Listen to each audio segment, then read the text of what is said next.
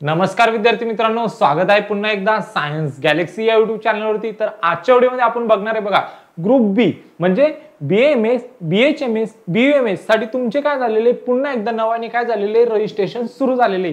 बघा जे विद्यार्थी अजून क्वालिफाय नव्हते आणि ते आता काय झालेले क्वालिफाय झाले, त्यांच्यासाठी आता काय झाले पुन्हाने रजिस्ट्रेशन सुरू झाले। आणि जे विद्यार्थी असे होते ज्यांनी काय केले होते अगोदर रजिस्ट्रेशन केले होते बट त्यांनी काय केले होते चॉईस फिलिंग मध्ये काय केले होते मिसिंग केली होती, म्हणजे त्यांनी काय केले होते चॉईस फिलिंग केली नव्हती। आमच्याकडे एक मॅडम होते त्यांनी पण असंच केलं होतं, त्यांनी काय केलं होतं सगळं रजिस्ट्रेशन केलं होतं पहिले cap round 1, cap round 2, cap round 3 मध्ये त्यांनी चॉईस फिलिंग केली होती आणि स्ट्रे वेकन्सी राउंड फर्स्ट मध्ये त्यांनी काय केली नव्हती चॉईस फिलिंग केली नव्हती। तर देखील त्या मॅडम पण आता काय करू शकता चॉईस फिलिंग करू शकता। चला तर मग बघूया काय आपला शेड्यूल। बघा हा नोटीस आहे बघा आपला जो आज आलाय बघा 18/11/2024 ला काय आलाय आपला नवीन नोटीस आलाय बघा। बघा तर हा नोटीस कितवा आहे आपला, तर हा 24 नंबरचा हा आपला नोटीस आहे बघा। तर यामध्ये बघा आता जे स्टुडंट्स होते ते काय होते पहिले क्वालिफाय नव्हते आणि ते काय झाले आता क्वालिफाय झाले। बघा त्यांच्यासाठी क्रायटेरिया काय बघा क्वालिफाईंग पर्सेंटेज आणि मार्क्स याचा क्रायटेरिया काय आपण ते बघूया आणि नंतर तुमचा जो टेंटेटिव्ह शेड्यूल आहे ते कसं असणार आहे मी तुम्हाला सांगतोय। बघा सगळ्यात अगोदर जर तुम्ही बघितलं तर जनरल EWS साठी जर आपण क्रायटेरिया बघितला जनरल EWS वाल्यांसाठी तर त्यांना पर्सेंटाइल लागतं बघा क्वालिफाईंग साठी किती 35 पर्सेंटाइल जर तुम्हाला असेल नीट मध्ये तर तुम्ही काय याच्यासाठी एलिजिबल आहे, म्हणजे तुम्ही काय झाले ग्रुप बी साठी आता क्वालिफाय झाले। त्यानंतर जर तुम्हाला 112 मार्क्स जरी असले किंवा यापेक्षा जास्त मार्क्स जरी असले तर तुम्ही काय आता क्वालिफाय आहे ग्रुप बी साठी म्हणजे BAMS, BHMS आणि BUMS साठी। त्यानंतर बघा आता कॅन्डिडेट दुसरे आपले कोणते आता candidate belong to the constitutional reservation and constitutional reservation with benchmark. म्हणजे बघा जर तुम्ही कॅटेगरीतून असाल तर तुम्हाला या ठिकाणी जर तुमची कॅटेगरी असेल तर तुम्हाला किती मार्क्स लागणार आहे, किती पर्सेंटाइल लागणार आहे, तुम्हाला 25 पर्सेंटाइल देखील या ठिकाणी लागणार आहे। आणि तुम्हाला किती मार्क्स असले पाहिजे 87 मार्क्स जर असले किंवा त्यापेक्षा जर जास्त मार्क्स असले तर तुम्ही या ठिकाणी काय क्वालिफाय बघा। त्यानंतर बघा एकच मिनिट बघा त्यानंतर general EWS candidate with marks disabilities म्हणजे जे काय PWD कॅन्डिडेट आहे बघा ते डिसॅबिलिटीज आहे तर त्यांच्यासाठी किती मार्क्स लागणार आहे ते क्रायटेरिया काय त्यांचा क्वालिफाईंग क्रायटेरिया तो 30% काय त्यांचा क्वालिफाईंग क्रायटेरिया आणि त्यांना देखील मार्क्स किती लागणार आहे 99 मार्क्स असेल किंवा त्यापेक्षा जरी जास्त असेल तर ते कॅन्डिडेट काय या ठिकाणी काय क्वालिफाय आहे।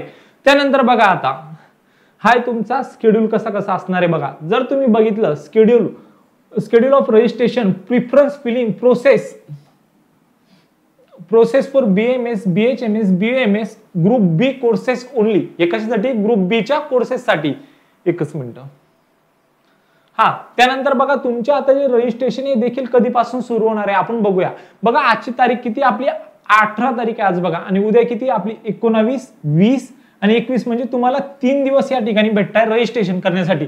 बघा online registration and payment of fees through online payment gateway only for group B courses साठी तुम्हाला जे रजिस्ट्रेशन करायचे ते कुठं करायचे www.mahacet.org च्या पोर्टलवर काय करायचं तुम्हाला पुन्हा नव्याने काय करायचे रजिस्ट्रेशन करायचे जर तुम्ही आता काय झाले असेल क्वालिफाय झाले असाल तर। त्यानंतर only the student candidate who have complete payment will be consider म्हणजे तुम्ही जर पेमेंट केलं तर तुम्ही काय यासाठी काय असणार आहे पात्र असणार आहे बरं का। तर तुम्हाला रजिस्ट्रेशन 19/11/2024 ते 21/11/2024 रात्रीचे 12 वाजेपर्यंत काय करायचंय तुम्हाला रजिस्ट्रेशन करायचंय। त्यानंतर बघा uploading of colour scan document in the portal तुम्हाला काय करायचंय www.mahacet.org च्या पोर्टलवरती काय करायचंय ओरिजिनल डॉक्युमेंट काय करायचंय अपलोड करायचंय। बघा मग तुम्हाला ओरिजिनल डॉक्युमेंट हे कधीपासून तर कधीपर्यंत अपलोड करायचे तर तुम्हाला तुमचे जे डॉक्युमेंट आहे 19/11/2024 ते 21/11/2024 रात्रीचे 12 वाजेपर्यंत काय करायचंय तुम्हाला डॉक्युमेंट अपलोड करायचंय।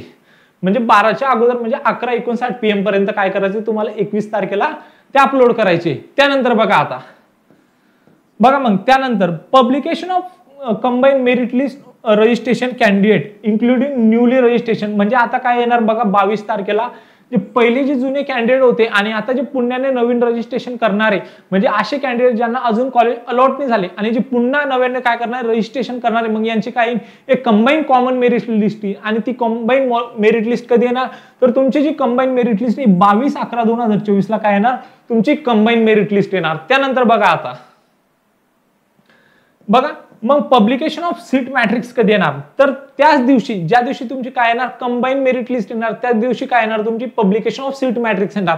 म्हणजे सीट मॅट्रिक्स आल्यानंतर कळेल तुम्हाला कोणत्या कॉलेजला किती जागा खाली आहे.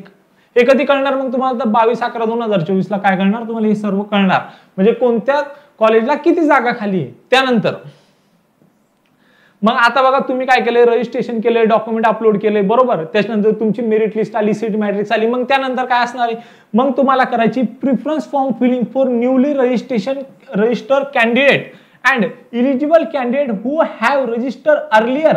म्हणजे त्यांनी काय केलं होतं, पहिले रजिस्ट्रेशन केलं होतं but we are not allotted a seat, म्हणजे त्यांना सीटच अलॉट नाही झाले, ते कॅन्डिडेट देखील काय करू शकता या ठिकाणी पुन्हा नव्याने काय करू शकता, चॉईस फिलिंग करू शकता. त्यानंतर बघा the choice filled during online stray vacancy round 1 will be null and void. म्हणजे तुम्ही ज्या राउंड 1 म्हणजे तुमचा जो स्टे वेकेन्सीचा पहिला राउंड होता, ज्या ठिकाणी तुम्ही जे चॉईस फिलिंग केल्या होत्या ते काय कन्सिडर केले जाणार आहे, ते नल म्हणजे कन्सिडर केल्या जाणार नाही, एकदम खाली सोडून द्या म्हणजे त्यांना.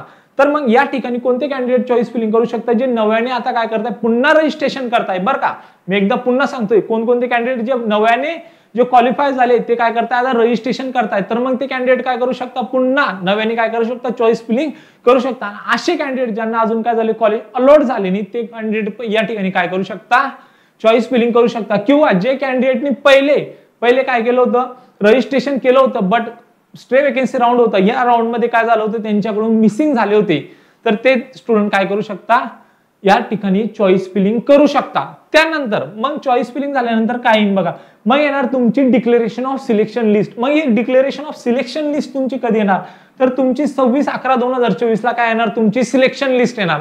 त्यानंतर बघा आता मग तुम्हाला सिलेक्शन लिस्ट आली, तुमचा नंबर लागला, बनले तुम्ही डॉक्टर, मग तुम्हाला काय करायची, फिजिकल जॉईनिंग करायची कॉलेजला जाऊन. मग काय करायची, तुम्हाला फिजिकल जॉईनिंग करायची विथ ऑल ओरिजिनल डॉक्युमेंट तुम्हाला घेऊन जायचंय. आता बऱ्याचशा पालकांचा आणि त्यांच्या मुलांचा असाच प्रश्न होता, आम्हाला डॉक्युमेंट कोणते लागणार. बघा तुम्ही ज्यावेळेस रजिस्ट्रेशन केले, जे तुम्हाला त्या ठिकाणी जे रिक्वायर्ड डॉक्युमेंट होते तेच डॉक्युमेंट काय लागणार तुम्हाला या ठिकाणी पुन्हा लागणार. त्याच्यानंतर तुम्हाला काय करायची, रिक्वायर्ड जी फीस असेल ते डीडी किंवा चेक थ्रू काय करायची, तिथे घेऊन जायची आहे. आणि जर हॉलिडे असेल तर तुम्ही काय करू शकता, चेक देऊन तुमचं काय करू शकता, त्या ठिकाणी ऍडमिशन करू शकता आणि नंतर त्याला डीडीच्या स्वरूपात काय करू शकता, रिप्लेस करू शकता. मग तुम्हाला ही प्रोसेस कधीपासून तर कधीपर्यंत करायची, बघा तुम्हाला ही प्रोसेस 27/11/2024 ते 30/11/2024 रात्रीचे 5:30 वाजेपर्यंत काय करायचे तुम्हाला, सॉरी 5:30 वाजेपर्यंत तुम्हाला काय करायची या ठिकाणी जॉईन करायची, म्हणजे संध्याकाळचे 5:30 वाजेपर्यंत तुम्हाला या ठिकाणी काय करायची, जॉईनिंग करायची आहे. त्यानंतर बघा मग बघा आता 8 नंबरचा पॉइंट काय बघा, declaration of selection list online stray vacancy round 4 only if seat remain vacant. म्हणजे जर सीट व्हॅकंट राहिलं तर या ठिकाणी काय होईल, पुन्हा नव्याने काय होईल, एक राऊंड होईल आणि ते कधी होणार, तर त्याची सिलेक्शन लिस्ट येणार बघा 3/12/2024 ला काय येणार, त्याची सिलेक्शन लिस्ट येणार. त्यानंतर बघा मग त्याची सिलेक्शन लिस्ट आली, मग तुम्हाला पुन्हा काय करायचं, नव्याने फिजिकल जॉईनिंग करायची, तुमचे ऑल ओरिजिनल डॉक्युमेंट घेऊन जायची, जी तुमची फीस असेल ती फीस तुम्हाला घेऊन जायची चेक किंवा डीडी थ्रू. त्यानंतर बघा schedule for subsequent round will be publish if due to course. बघा दिसत नाही खालचं, हा जर सीट व्हॅकंट राहिल्या तर या ठिकाणी काय येणार, तुम्हाला पुन्हा नव्याने काहीतरी नवीन अपडेट येणार असं यामध्ये दिलेलं आहे बघा. तर बघा अशाच मोर इन्फॉर्मेटिव्ह व्हिडिओसाठी आताच आपल्या चॅनलला काय करा, सबस्क्राईब करा, तुमच्या मित्रांना शेअर करा आणि जे काही तुमचे डाऊट असेल ते कमेंट बॉक्समध्ये कमेंट करा किंवा डिस्क्रिप्शन बॉक्समध्ये दिलेल्या व्हॉट्सअप ग्रुपला जॉईन करा आणि जे काही तुमचे डाऊट असेल ते मला व्हॉट्सअप नंबरवरती पण तुम्ही काय करू शकता, तिथून मेसेज करू शकता. भेटूया मग नेक्स्ट व्हिडिओमध्ये, तोपर्यंत थँक्यू सो मच.